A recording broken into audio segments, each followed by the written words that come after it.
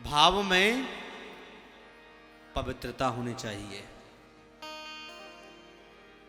आपके भाव में अगर पवित्रता नहीं है, आपके भाव में विश्वास नहीं है, श्रद्धा नहीं है, तो भगवान कैसे मिलेंगे?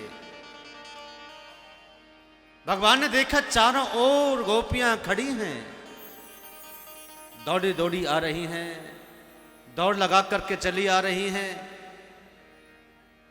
रुकने का नाम नहीं है। क्यों? प्रत्येक गोपी के मन में ये भाव है कि आज हमारे कृष्ण ने हमको बुलाया है, आज हमारे गोविंद ने हमको पुकारा है, हम जल्दी दौड़ करके चले हैं। कृष्ण दर्शन लालसा, कृष्ण मिलन। भगवान ने इन गोपियों को जब देखा, पूछा, गोपियों अर्धरात्रि के समय आप आई क्यों हो? गोपियों ने कोई जवाब नहीं दिया। भगवान बोले, अच्छा अच्छा गोपियों, आप आई तो हो, लेकिन मैं भूल गया, आज मेरे द्वार पर आई हो, यमुना के तट पर आई हो, मैं आपका स्वागत करता हूं। स्वागतम वो महाभागा प्रियम किम कर्वाणि वा ब्रजस्यानामयं कश्चिद् ब्रूता गमन कारणम। आपका स्वागत करता हूं, लेकिन ये आपको बताना पड़ेगा कि आपका जो आगमन हुआ किस कारण से हुआ, क्यों आई हो, किसने बुलाया है आपको? जब ये बात सुनी तो गोपियां तो दांतों के नीचे उंगली दबा करके बोली, वारे कृष्ण, ये आप क्या पूछ रहे हो? पहले तो बांसुरी की आवाज में हमारा नाम ले ले करके अपने पास बुलाते हो, और जब हम आ जाती हैं तो फिर प्रश्न करते हो कि किस बुलाया, किसने, आई क्यों हो, क्या कारण है?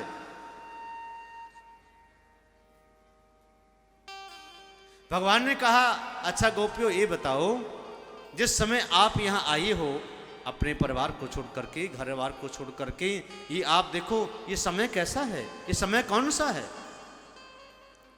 अर्धरात्रि के समय। क्या पतिव्रता स्त्री का ये धर्म है जो अर्धरात्रि के समय अपने परिवार को, पति को और बालकों को छोड़कर के घर त्याग करके कहीं और बाहर आए? कि रजन्येषां घोर रूपा घोर सत्वा निसेविता प्रतियात ब्रजम नेस्तेयं स्त्रियं स्त्रवी सुमध्यमा। मध्यरात्रि के समय प्रतिपत्ति नारी का ये धर्म नहीं है, ये घोर रात्रि है। रजन्येषां घोर सत्वाम घोर रूपा। इस समय आप आई हो तो क्यों? इस वन में आपका पुष्प देने के देखने का मन कर रहा हो तो आप हरियाली देख लीजिए, ये सुंदर सुंदर खिले हुए जो वन में फूल खिल रहे हैं, इन फूलों की सुंदरता को देखिए। अब तो चले जाइए ना। दृष्टम वनम कुसुमितम राकेश कररंजितम। आपने यमुना किनारे आकर के यमुना जी का दर्शन कर लिया है तो जाइए। आपने वन में आकर के इन सुंदर सुंदर खिले हुए पुष्पों का दर्शन कर लिया है तो अब जाइए। पतिव्रता नारी का धर्म नहीं है। जब बोलते बोलते भगवान कृष्ण को बहुत देर हो गई तो गोपियों ने कहा, लाला कृष्ण, ये बातें आपकी सुनते सुनते हमको बहुत देर हो गई है। आप ये बताओ, हम तो पतिव्रता नारी ही हैं और सदैव हम पति के पास ही रहती हैं, उनसे कभी दूर रहती नहीं हैं। आप एक बात बताइए, जो पतिव्रता नारी है और उस पतिव्रता नारी का पति परदेश चला जाए और ये कह करके कि तू मेरे चित्रपट का पूजन कर, दर्शन कर, जब तक मैं ना आऊं तब तक। ये कहकर के पति परदेश चला जाए और कुछ समय के बाद जब पति आए, उस समय जब समय पति आया है उस समय में उसी चित्रपट के पति की पूजन कर रही होती हूं। तो आप ही बताइए कन्हैया, जब सच्चा पति द्वार पर आकर के खड़ा है, कुंडी बार बार खटखटाता है, द्वार खोलो, दरवाजा खोलो, बैल बजाता है, तो आप बताइए ऐसे समय में हम चित्रपट की पूजा करें या सच्चे पति के लिए जाकर के कुंडी खोल करके आए? भगवान ने कहा, अरे गोपियों, इसमें पूछने वाली की बात क्या? जब सच्चा पति द्वार पर खड़ा है तो उसके लिए जाकर के आप द्वार पर कुंडी खोलो, उनका स्वागत करो, आरती करो।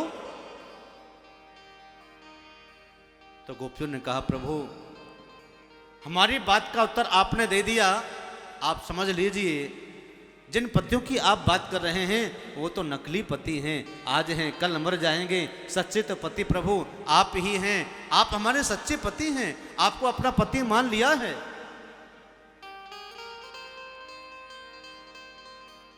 ऐसे वर को क्या वरे जो जन्मे और मर जाए, बरबरिए गोपाल को जसो मारो चुड़ लो अमर हो जाए।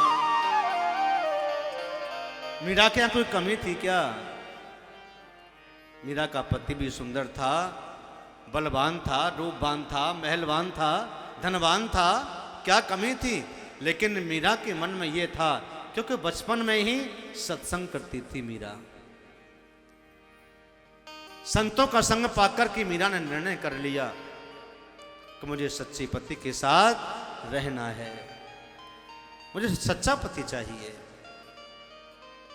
ये मिट्टी की पत्तियों के साथ रहकर के मैं क्या करूं? मेरा सुहाग सदैव अचल रहे, अटल रहे। ये मिट्टी की पत्तियों के साथ में रहकर के मेरा सुहाग कभी तो बिछुड़ जाएगा, उजड़ जाएगा, लेकिन गोविंद को पति मानोगे तो कभी भी सुहाग आपका उजड़ेगा तो नहीं।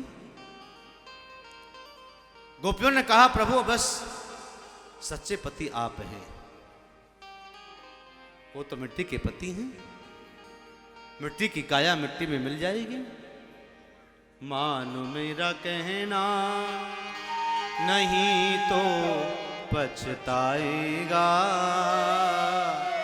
माटी का खिलौना माटी में मिल जाएगा। जब गोविंद को लगा कि वास्तव में गोपियों का निस्वार्थ प्रेम है, मुझे अपना सर्वस्व मानती हैं, तो गोपियों के साथ में भगवान ने उस यमुना के किनारे पर चांदनी छिटक रही थी, चंद्रमा भी एकटक दृश्य को देख रहा था। देवता भी कह रहे थे सावधान हो जाइए।